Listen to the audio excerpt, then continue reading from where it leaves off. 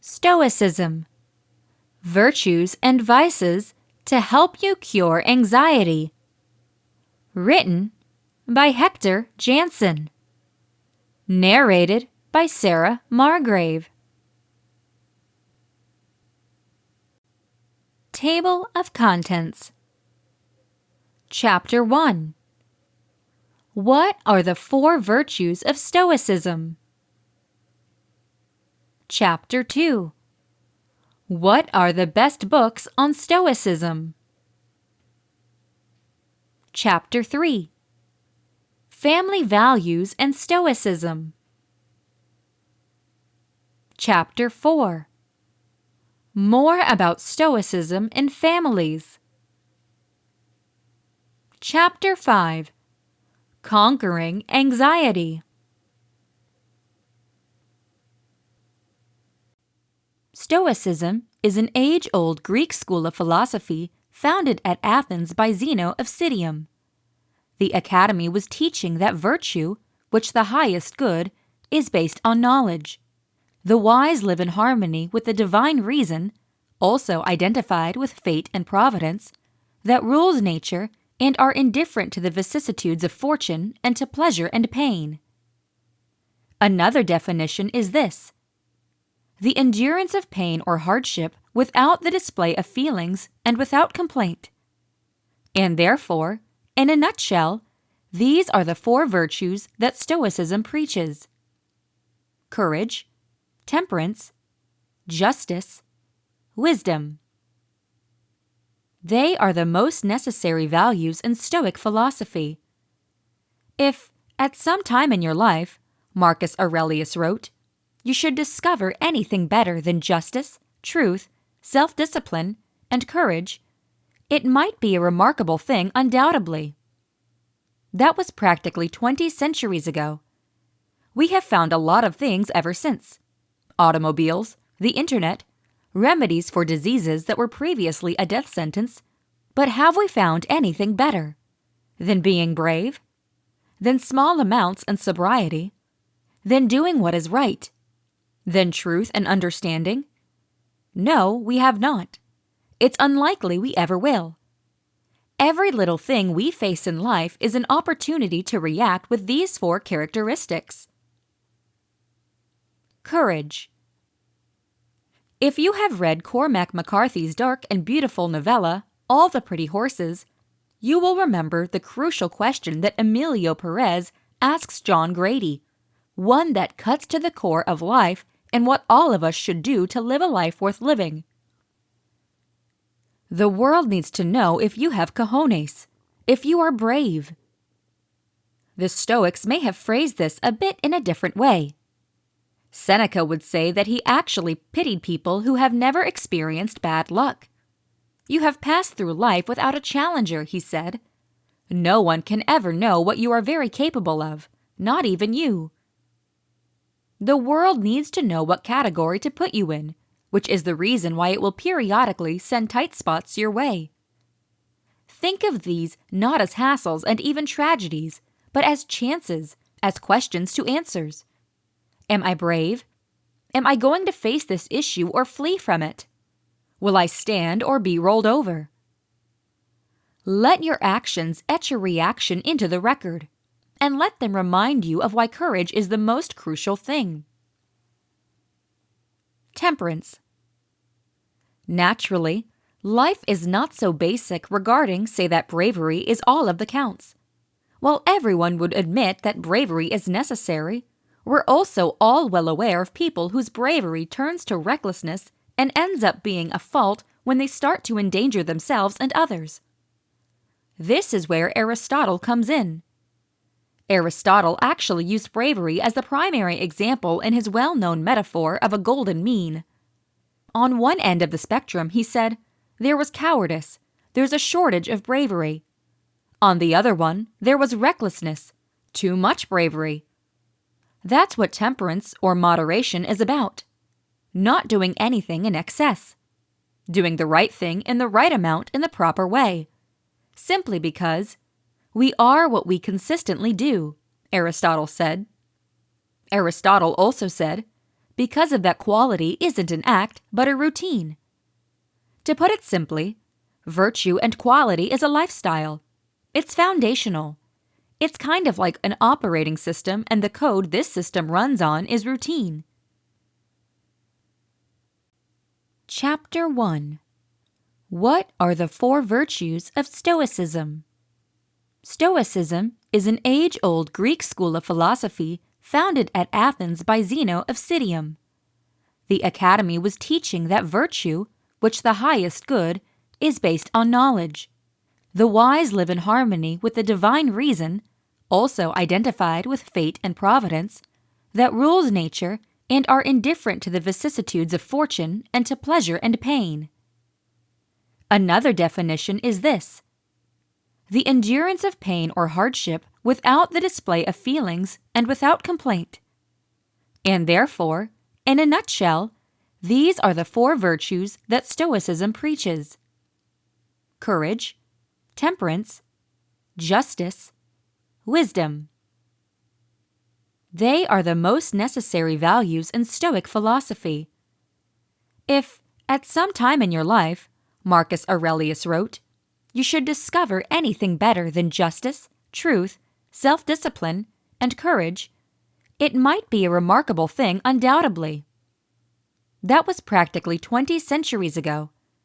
We have found a lot of things ever since: automobiles, the internet, remedies for diseases that were previously a death sentence, but have we found anything better than being brave, than small amounts and sobriety, than doing what is right, than truth and understanding?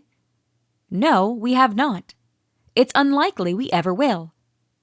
Every little thing we face in life is an opportunity to react with these 4 characteristics. Courage.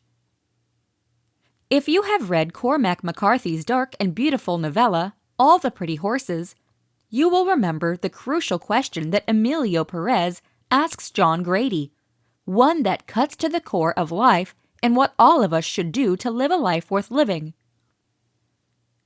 The world needs to know if you have cojones, if you are brave.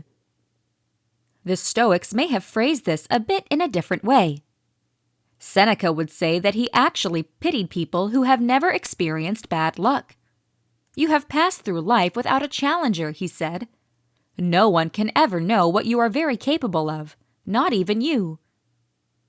The world needs to know what category to put you in, which is the reason why it will periodically send tight spots your way. Think of these not as hassles and even tragedies, but as chances, as questions to answers. Am I brave? Am I going to face this issue or flee from it? Will I stand or be rolled over? Let your actions etch a reaction into the record, and let them remind you of why courage is the most crucial thing. Temperance. Naturally, life is not so basic regarding, say, that bravery is all of the counts. While everyone would admit that bravery is necessary, we're also all well aware of people whose bravery turns to recklessness and ends up being a fault when they start to endanger themselves and others. This is where Aristotle comes in. Aristotle actually used bravery as the primary example in his well-known metaphor of a golden mean. On one end of the spectrum, he said, there was cowardice, there's a shortage of bravery. On the other one, there was recklessness, too much bravery. That's what temperance or moderation is about. Not doing anything in excess. Doing the right thing in the right amount in the proper way. Simply because we are what we consistently do, Aristotle said. Aristotle also said, because of that quality isn't an act, but a routine. To put it simply, virtue and quality is a lifestyle. It's foundational. It's kind of like an operating system, and the code this system runs on is routine. As Epictetus would later say, ability is validated and grows in its matching actions, walking by walking and running by running. Thus, if you want to do something, make a habit of it. So if we want to be happy, if we want to succeed, if we want to be greater, we have to develop the ability.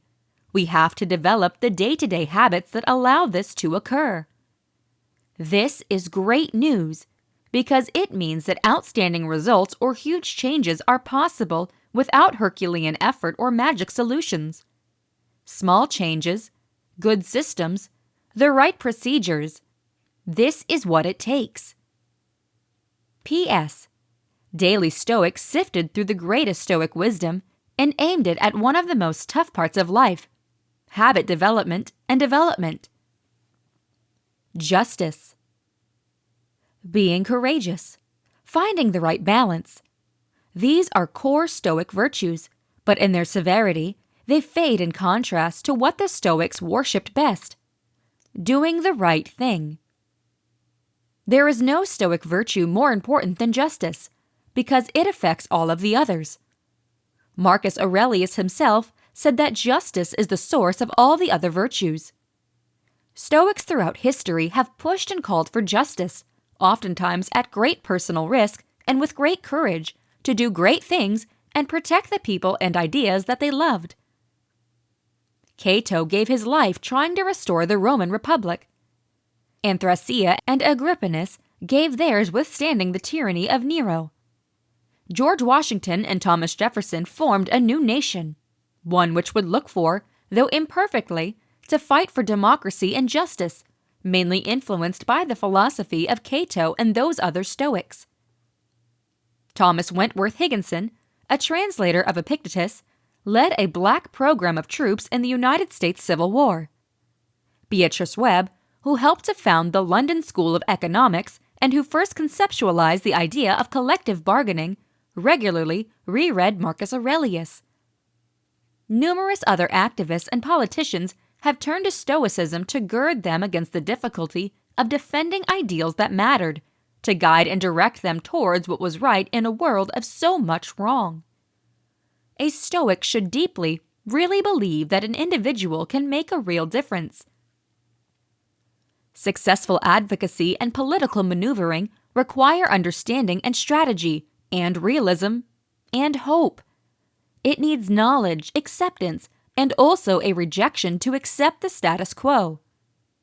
It was James Baldwin who most brilliantly captured this tension in Notes of a Native Child. It started to appear that one would need to keep in mind forever two ideas which appeared to be in opposition. The first idea was acceptance. The acceptance, totally without rancor, of life as it is, and men as they are.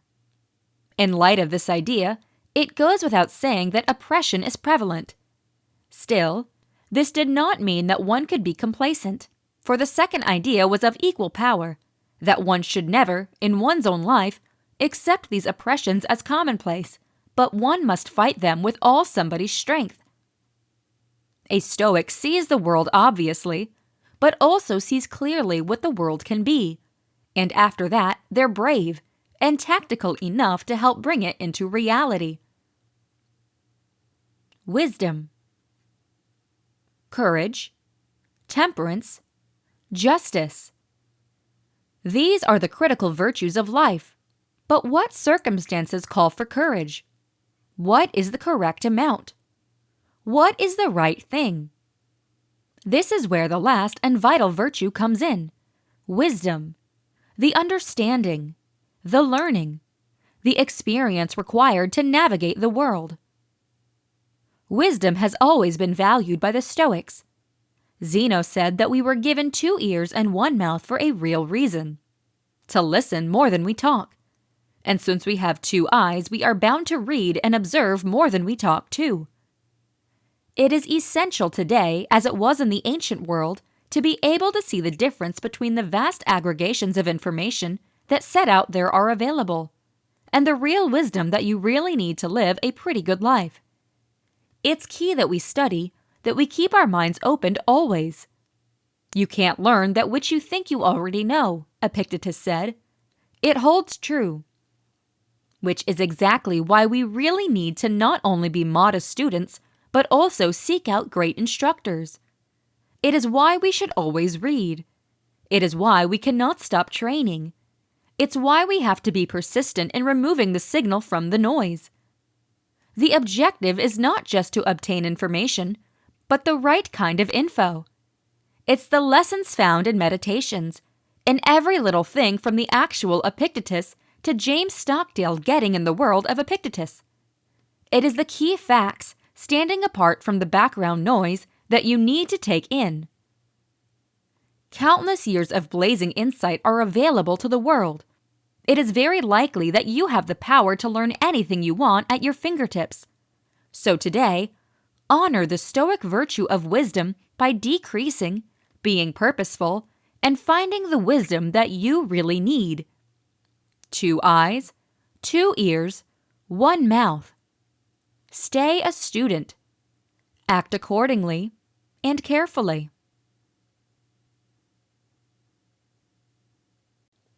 Chapter 2. What are the best books on Stoicism? Here are some of the best books with the Stoic themes at its center. Meditations by Marcus Aurelius. Meditations is perhaps the only file of its kind ever made. It is the personal thoughts of the world's most powerful man giving guidance to himself on how to make great on the duties and commitments of his positions.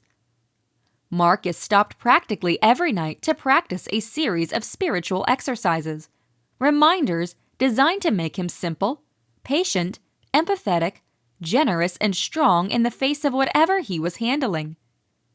You can't read this book and not come away with a phrase or a line that will be helpful to you next time you are in trouble. Read it. It is practical philosophy embodied. Letters from a Stoic by Seneca. While Marcus wrote generally for himself, Seneca had no trouble advising and assisting others. As a matter of fact, that was his job. He was Nero's tutor, charged with decreasing the terrible impulses of a dreadful man. His guidance on grief, on wealth, on power, on faith, and on life are always there when you need them. Seneca's letters are the best place to begin, but the essays in On the Shortness of Life are outstanding as well. Discourses by Epictetus. That Epictetus' mentor survived to us is exceptional. It is only thanks to a student called Arrian, who's credited with transcribing the lessons he learned in Epictetus' classroom at the start of the 2nd century AD. Arrian wrote in a letter prior to the Discourses publishing, "Whatever I used to hear him say, I wrote down, word for word, as best I could, as a record for later use of his idea and frank expression." Arrian would use those lessons to accomplish renown throughout Rome as a political advisor, army leader, and prolific author. Interestingly, in the first book of Meditations titled Debts and Lessons, Marcus thanks one of his philosophy instructors, Rusticus, for introducing me to Epictetus' lectures and lending me his own copy. The Daily Stoic by Ryan Holiday and Stephen Hanselman. The Daily Stoic, 366 meditations on wisdom, determination, and the art of living, functions not only 366 all-new translations of dazzling Stoic passages, but 366 amazing stories, examples, and explanations of the Stoic concepts from Marcus Aurelius, Seneca, and Epictetus, but also some of the lower-known but similarly smart Stoics, from Zeno to Cleanthes to Chrysippus. The book takes the reader on a day-to-day journey through practical philosophy. Each day offers a new Stoic insight and exercise. By following these teachings, you will find the peacefulness, self-knowledge, and durability you really need to live well. The Barrier is the Way by Ryan Holiday. Inspired by Stoicism and the maxim from Marcus Aurelius, the obstacle to action advances action. What stands in the way becomes the way. The Challenge is the Method is a guide of the essential concepts for prospering under pressure. Through historical examples of great men and women, it teaches us how to conquer hardship and difficulties, turn barriers upside down, and shows us how to really love our fate, no matter what it might bring. The book has become a cult classic with coaches and sports players alike and has been featured in prominent outlets like Sports Illustrated and ESPN. Chapter 3: Family Values and Stoicism. Stoicism says that we are each accountable for our ethical disposition and thus are fully in control of our own journey toward virtue. It is very much up to us to look at our failings and to seek to enhance them by fixing any misunderstandings we may have about what virtue actually includes. As such, a lot of Stoic activity involves frank introspection and asking ourselves some serious questions about whether our conceits and affronts are in fact warranted. That doesn't mean that Stoicism never speaks about how we, as people, should engage with others. The Stoics have a lot to say about how the good Stoic disciple ought to be an active and engaged resident, and also about how he should engage with other sages, or with non-sages whom he comes across. Yet one aspect of Stoic idea, which tends to get overlooked, is how the Stoic ought to connect with his family. Much of the method the Stoic supporter is based upon their theory of oikoiosis. The Stoics use this term to refer to two distinct processes which were obviously related to each other, but no surviving text explains the link. The first stage, what has been identified personal oikoiosis, happens when we are babies, and is when a child realizes that the pink waving thing in front of her face is actually her hand. The second phase happens once we have reached the age of reason, probably someplace around 14 or 15, when we are able to start thinking of the relationship between us and other individuals. To explain this process, the Stoic Heracles used an image of concentric circles. He wrote that the smallest circle is the one that includes the individual and the individual alone. The second circle, which surrounds the first, consists of instant blood relatives. The third circle contains more distant relations, like grandparents, uncles, and aunts. The fourth circle consists of any remaining family members. The circles go on, slowly broadening to include neighbors, then members of the exact same people, then occupants of the same city, till finally the circles include the entire human race. The process of oikoiosis is the way in which the striving Stoic begins to bring the interest of the people in each of the circles into the circle which consists of the self, till ultimately the perfect sage thinks of the interest of all of humanity as being her own. Heracles discusses the early stages of this process as being securely rooted in the family. Undoubtedly, the bond between a mom and her infant was often used to highlight oikoiosis, at work, both in animals and in humans. The manner in which a mother immediately secures its offspring, typically in self-sacrificing ways, was taken as evidence of getting out of that first circle of the self, into the circle that includes children, and thinking about another person's best interest to be your own. Heracles constructs a very different model for understanding old family relationships to the standard ones we could be more knowledgeable about. The normal structure of the age-old Roman family was very highly hierarchical. At the top of the structure was the paterfamilias, the oldest male in the family. That could be your father, grandfather, uncle or great-uncle, or perhaps even your older brother. The paterfamilias had outright authority, including, but not limited to, the right of life and death over everybody in his familia, that included everyone related by paternal family and any partners who had wed into the familia and any slaves belonging to the household. Heracles' model breaks that hierarchical structure down entirely. The first circle past the self includes parents, siblings, your partner and your kids, and a subtle, substantial rearrangement of relationships. Firstly, the dad is removed from his pedestal and put on the same level as the mom. Second, Instead of simply reproducing the hierarchy with somebody's parents at the top of the pile, the model totally abandons a top-down method and sees parents as standing in the exact same relation to us as our brothers and sisters, spouse and children.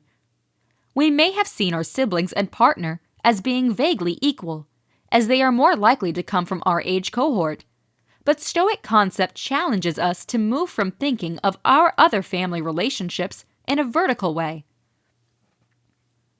Maybe the simplest way to think about how this model changes our relationship to the family originates from thinking about the role that they're supposed to play in our lives, not just as authoritarian disciplinarians, but as moral role models. The Romans generally expected dads to be the benchmark by which their sons would measure themselves, and that moms would police their sons' more outrageous behavior, but saw ethics as a basically civil activity, interested in producing good people, as opposed to the internal focus that Stoicism motivates in its adherents. Marcus Aurelius puts the various qualities he's inherited from his family at the front of the Meditations. From my grandpa Verus, I learned good morals and the federal government of my temper. From the track record and remembrance of my father, modesty and a manly character. From my mom, piety and beneficence, and abstaining not only from wicked deeds, but even from evil thoughts. And further, simpleness in my way of living, far removed from the routines of the rich. From my great-grandfather, not to have frequented public schools, and to have had great teachers in the home, and to know that on such things a man should spend freely. That he chooses to open the work with a list of these ethical traditions, instead of with, for instance, a family biography, signals that the influence of the family on his ethical development has been substantial and deserves to have pride of place in the story that he wants the Meditations to tell. If you only read the first page of the Meditations, you will know that he feels financial obligations of gratitude not only to his grandpa and great-grandfather, and indirectly his father, but also to his mom. Indeed, he says that his mom taught him by her example about not only keeping away from wicked deeds, but even considering them. Such things simply didn't strike her.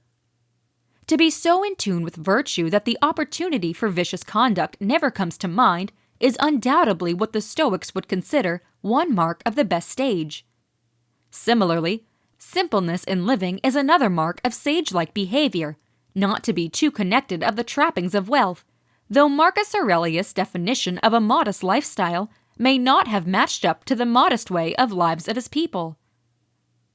Moms may not just act as models for their sons, but also as buddies along the real moral journey, more highlighting the Stoic difficulty to the assumption of hierarchy in family relationships. In his consolation to Helvia, Seneca writes a brief speech that he envisions his mom, Helvia, saying as she grieves over his lack in exile, outlining the various components of their relationship that she misses. Therefore, I am without the embrace of my most dear child. I cannot enjoy the sight of him or his discussion. Where is he, at whose appearance I relaxed my sad face, in whom I lay all my concerns down? Where are the discussions which I couldn't have enough of? Where are the research studies in which I participated more happily than a woman, more thoroughly than a mom? Where is that always boyish happiness at seeing his mom? Together with missing his smile and his enjoy seeing her, Helvia also misses her child's conversation and their shared research studies. As the rest of Seneca's advice to Helvia explains, the topic in question is philosophical. He encourages her to continue with her research study of philosophy in order to give her true convenience in her circumstance. The implication is that Seneca and his mother have been interacting on reading and talking about Stoicism as a shared and equally pleasurable endeavor. Rather than the parent funneling down moral knowledge to the kid in an allegedly foolproof way, Helvia and Seneca have been partners in the question of ethical expedition. The rigid hierarchy of a relationship based upon age has been deserted. In part, This is because of Seneca's own maturation as a logical grown-up. I'm not suggesting the Stoics think this is a suitable way to parent at 8 years of age. However, the difficulty to undisputed parental authority and the call to operate through mutual query seems to be the underlying premise of the relationship here.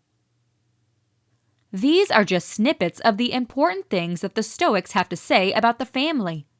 The problem is that the family can often get eclipsed by other things, by the focus on the individual, or by other theories and ideas.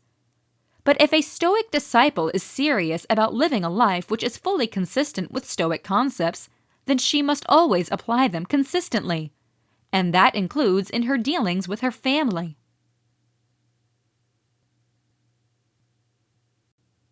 Chapter 4. More about Stoicism in families. All happy families are alike, wrote Tolstoy in Anna Karenina, and each dissatisfied family is unhappy in its own way. When I first read this line as a teen, I could not understand what Tolstoy meant. How could there be many types of misery, but only one sort of happiness? Don't happy families have their own special set of scenarios and characteristics like everyone else? In the novel, he seemed to be saying that happiness is dull and boring. It did not really make sense. But as the years have rolled on, I've started to comprehend his point.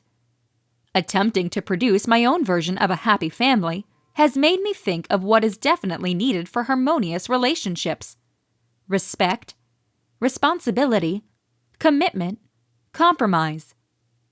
Maybe this is what Tolstoy meant. Not that happy families actually do everything the same way, but that they have certain routines of mind that let them laugh, understand, and be comfortable with each other. Stoicism tosses a stunning new light over the puzzle of family happiness. Of course, there are secrets to a very happy family. They are called the disciplines of desire, action, and assent. All the virtues that Stoicism develops in a person are also necessary for family harmony.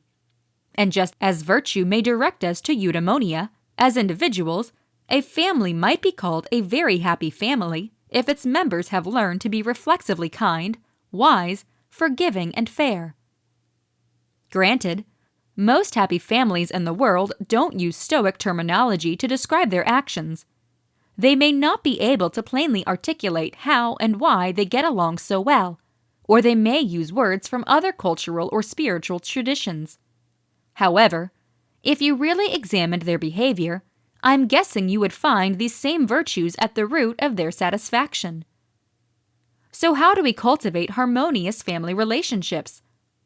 This task is rather different from being a virtuous person, because we obviously don't control our members of the family. We do not choose our relatives, except our spouses or partners, and the majority of what they do is beyond our control. Unlike personal virtue, family harmony is a favored indifferent, though an essential and highly preferred indifferent. So as we pursue family joy, we need to remember that we can only do so much. Like the Stoic archer, we can go for a very happy family, but we can't ensure the outcome of our efforts. What we can do is focus on our own contributions to family harmony. We can use knowledge, fairness, generosity, and self-control to all our interactions with our loved ones. No matter what our relatives do or how they respond to our good intents, we can still play our part well. Stoicism gives us the mental tools we really need to take a patient, rational, loving method to our most crucial relationships. With that in mind, here's a synopsis of, in my opinion, the most important Stoic advice on relationships. It revolves around 3 bottom lines: amathia, psychological selflessness, and your role in the family. If you really put all these strategies into practice, you're going to be able to say that at the very least, one member of your family, yourself, is really happy with your efforts. Amathia. Epictetus talks a lot about how nobody tries to be wrong, but most people are simply ignorant of the proper way to be happy. Everybody acts in the manner in which seems best to her or him. The problem is, many people think that their joy is dependent on serving their own narrow self-interest.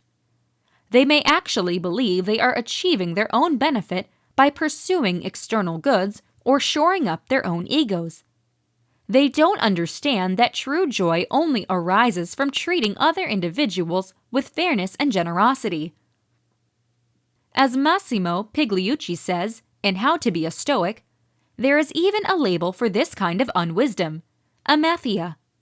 He defines it as the reverse of knowledge, a kind of disknowledge of how to handle other people.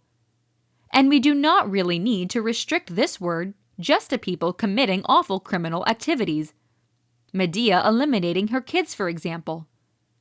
It also explains the petty cruelties that people inflict on each other in daily relationships.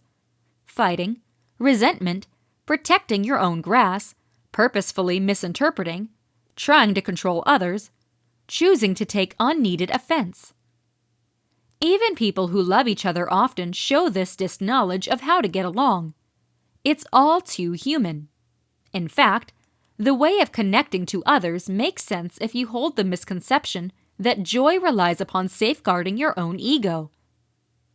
Because such people are disabled by their loss of sight, says Epictetus, we should pity them instead of feel better about or despise them, especially when it comes to our most important relationships in life. We should try to understand instead of accuse, which causes the second important point below. Emotional selflessness. In his discussion on friendship, Epictetus tells us that a Stoic will be tolerant, mild, forbearing, and kind with regard to one who is unlike him, as also to one who is ignorant and falls under error on the matters of the greatest value. In discussing our relationships with others, he reminds us again that we should not be severe with anybody, simply because people err against their will. Marcus Aurelius, who also knew a thing or two about enduring undesirable people, goes further and says that we should deal with others with genuine goodness, with affection and a heart free from bitterness. This is extremely very hard to do.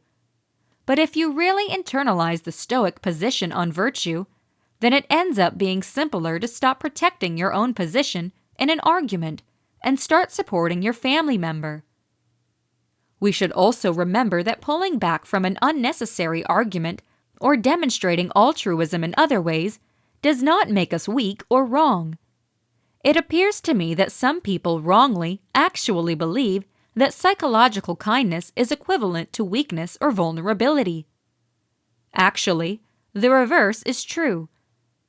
It isn't wrath that's masculine, but gentleness and delicateness. It is just because they are more human than they are more manly. They have more strength, more nerve, and more potency. Strength, which obviously applies similarly to women and guys, despite Marcus's identification with manliness, relies on knowledge and justice, while weakness relies on pettiness and selfishness. Remember your role. We no longer live in the patriarchal society of ancient Rome, thank goodness, so some Stoic guidance on social roles does not apply to 21st century relationships. Still, some of it does. The fundamental message is as relevant as ever. Your mother or sister might mistreat you, but you should still stay a pretty good brother or child to them. Other individuals, even your closest relatives, cannot really hurt you.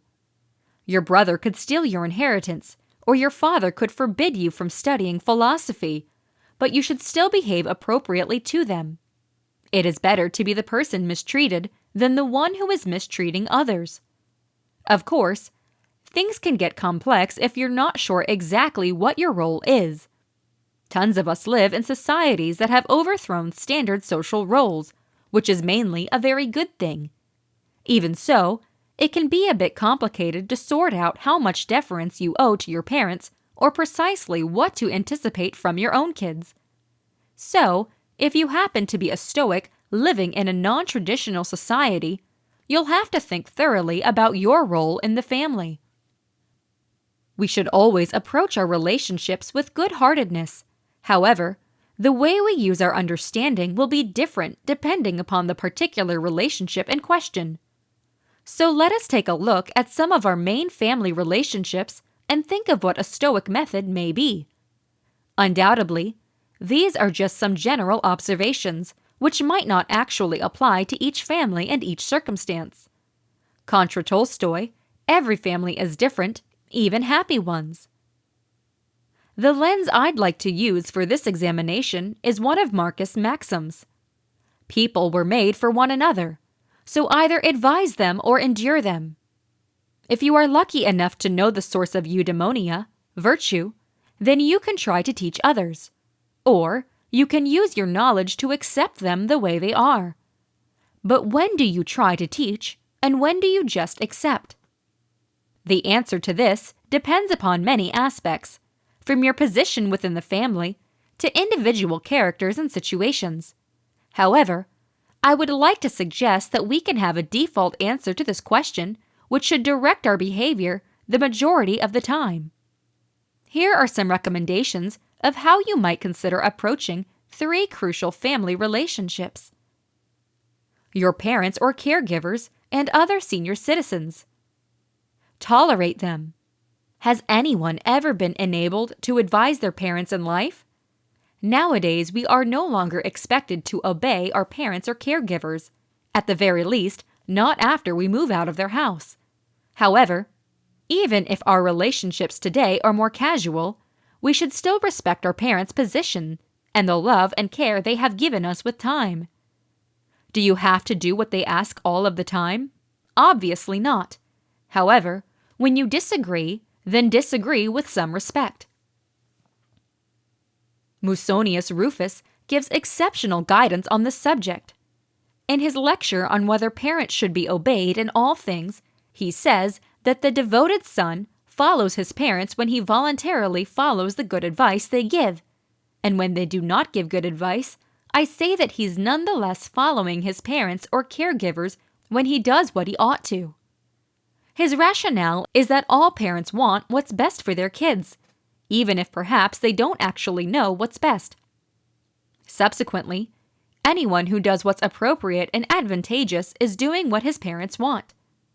Continuing with this reasoning, Musonius says it's fine to refuse to do something unsuitable that your parents ask you to do, or to do something proper that they forbid you from doing, because you are doing it out of goodness. But like all forms of virtue, it's about your inspiration. You should make sure that you are acting virtuously, not out of selfishness or a desire to prove a point. And for all of the unimportant things, try to put up with your parents' peculiarities and defects. Remember amathia and psychological selflessness? Don't you think you owe them that much? Your significant other and siblings. Advise them and endure them. Your life partner is your peer, so you are in a position to influence her or him for the better. If you show psychological kindness, your partner is much more likely to do the exact same. If your partner is violent or otherwise dishonest, then naturally you should take more extreme action. But for all those run-of-the-mill strains on your relationship, it is very valuable to take Marcus's advice to heart. If he's wrong, instruct him to that impact with altruism, and show him what he has neglected. If you do not succeed, then seethe at yourself for not being convincing enough, or rather, not even at yourself. To put it simply, try to bring your partner around to your way of seeing by explaining, persuading, and really living out your beliefs. If that does not work, don't get mad. It's not his fault that he hasn't yet learned the proper way to be happy. Stay patient and hold up your side of the relationship by being the best partner you can be. Remember that every little thing outside of virtue is indifferent. Those little things your partner does that drive you insane are most likely within the world of indifference. Even so, do not use Stoicism as a reason to stay in a harmful relationship. Remember that virtue requires courage, so if you really need to end it, then be bold about it. You can exit virtuously. You can practice wisdom and bravery in any circumstance. Your children. Instruct them. This one seems obvious. You have more influence over your kids than over anyone else in the world. What is less apparent is how to balance instruction with approval. Since you do not actually control your kid, you can only do so much to mold her conduct. After you've done what you can, you still have to accept her flaws, and hope that when she grows up, she accepts yours. Keep in mind, the recommendations here are just basic guidelines and might not fit every family or circumstance.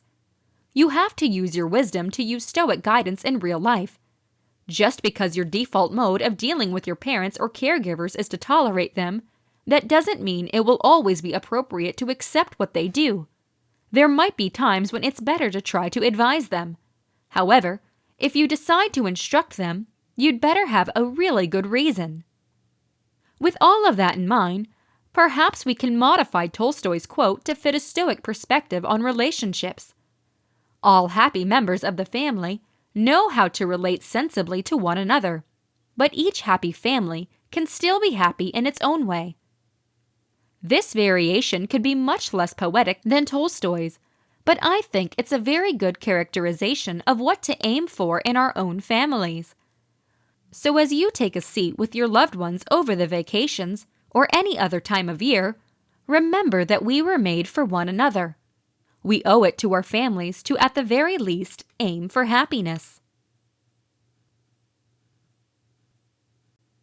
Chapter 5. Conquering Anxiety. One man came with a story about Stoicism, which helped him through hard times and helped him get rid of anxiety. Some years ago, I found myself in a very dark place. I was having a hard time profoundly with severe and incapacitating anxiety and felt that I was losing control of my mind. I was having back-to-back anxiety attacks and honestly thought that I was dying. It was a really terrifying experience and I felt overwhelmed with fear. My lack of education on psychological health at the time meant that I did not understand what was happening to me. This made every little thing even more frightening. The fear of the unknown can usually do this. When I began experiencing very physical and upsetting signs within my body, I didn't think for 1 minute that my mind was causing it. How could my racing heart, shaking hands, and constant nausea be originating from my mind? I was convinced that it was a physical disease that I was facing.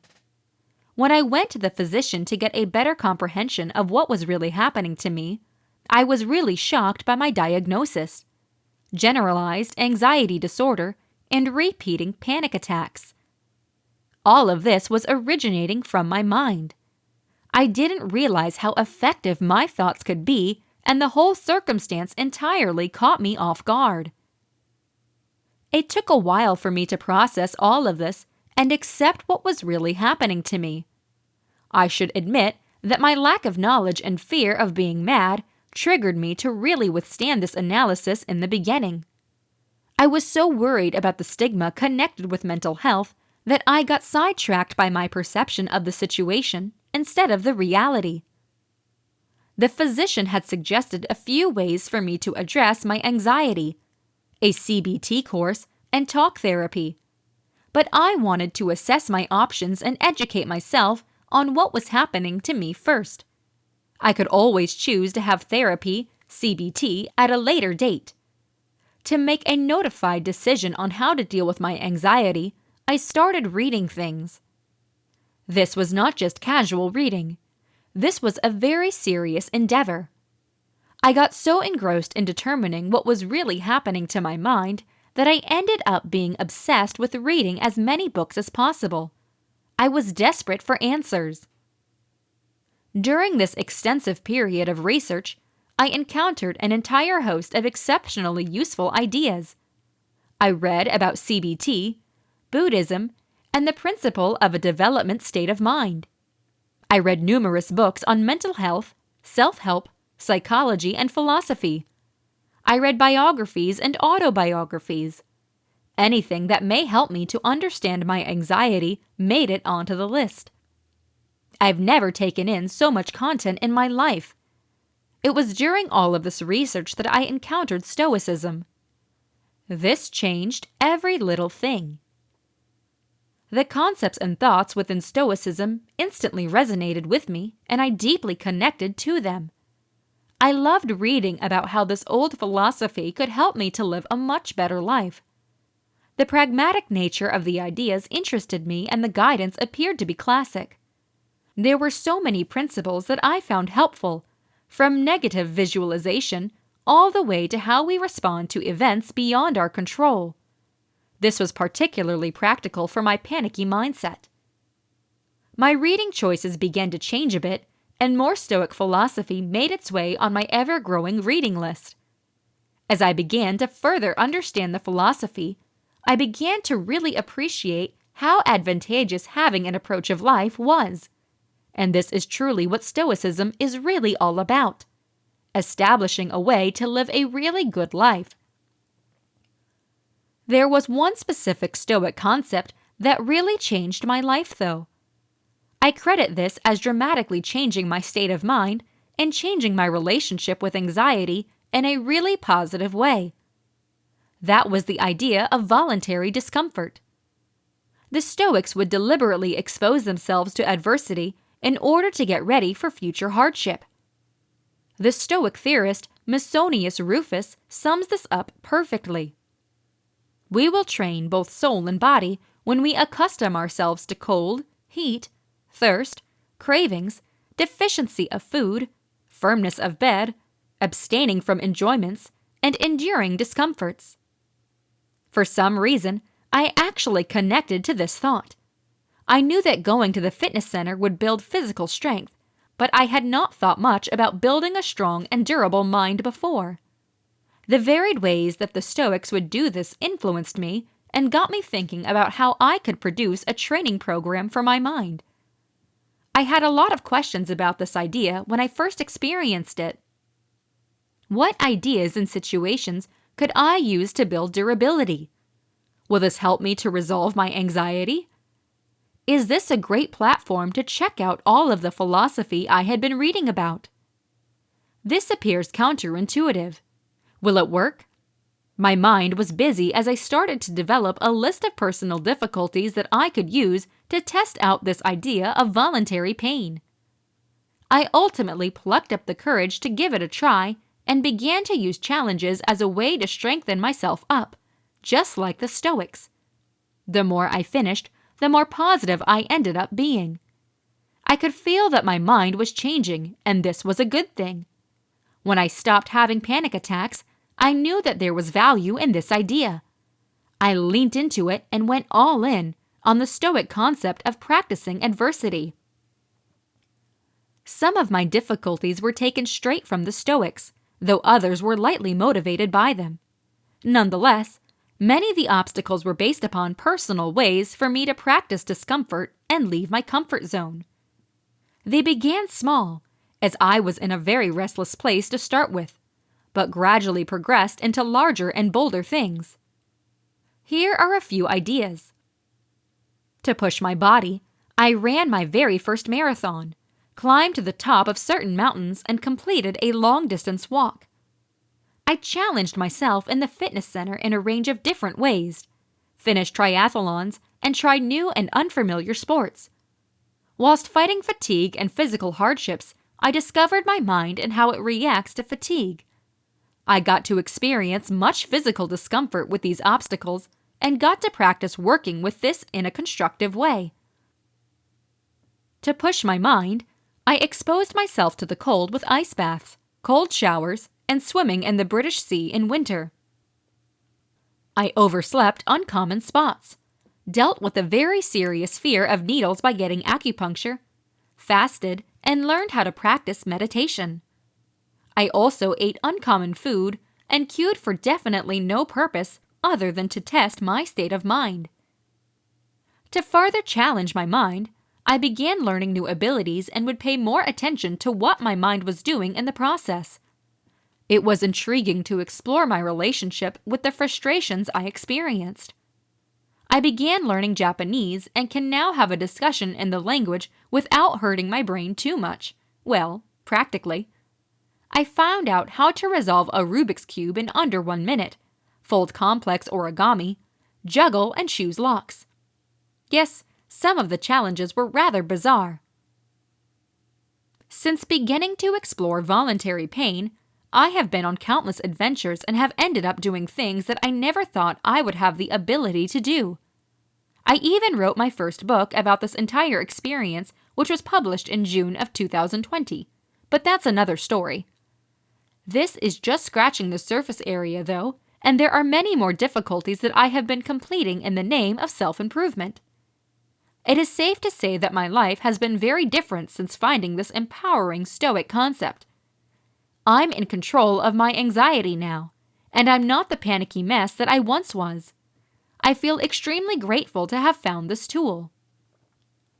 The difficulties pushed me out of my comfort zone in several ways, and helped me to check out the ideas I had been reading about in a fairly controlled environment. They've taught me so much about myself and how I respond to trouble. When I am 22 miles into a marathon and my mind is asking me to stop, this is a terrific time to lean into Stoicism. When I'm enduring the pain of an ice bath, this is the perfect opportunity to embrace the discomfort. When I am learning a new ability, handling frustrations or pushing myself with a fiddly job, this is a wonderful time to pay attention to my state of mind. This philosophical structure has helped me to face these obstacles and provides a greater purpose. When I see every little thing as a type of mind training, it allows me to give value to every challenge I complete. Eventually, this started to bleed into other areas of my life, and I could use regular, everyday problems as an opportunity to challenge myself. Traffic, the flawless test of patience. Somebody is disrespectful. The flawless test for gauging and controlling my reaction. There are many more examples of this, and it has been a great way for me to reframe rough situations. I do not always pass the test, but seeing it as a test helps me to learn a lot from life's troubles. The Stoic concept is that we prepare for hardship by practicing hardship. I feel that this concept has certainly been working for me. An important thing to note is that I would not for 1 minute say that I'm prepared for every little thing that fate might toss at me. Nope. That would be incredibly big-headed. What I truly want to put across is that I am better prepared than I used to be. I am not perfect, far from it, but I am working to better myself every day. I feel a lot more confident at managing the curveballs life throws at me than I was in the past. Some years ago, I could not walk to the bench in my local park without freaking out. I now deliberately look for tough and scary situations. This has been real and significant progress for me. There's always room for improvement, though, and I am thrilled to see where all of this takes me. I will continue to push myself out of my comfort zone and lean into Stoicism.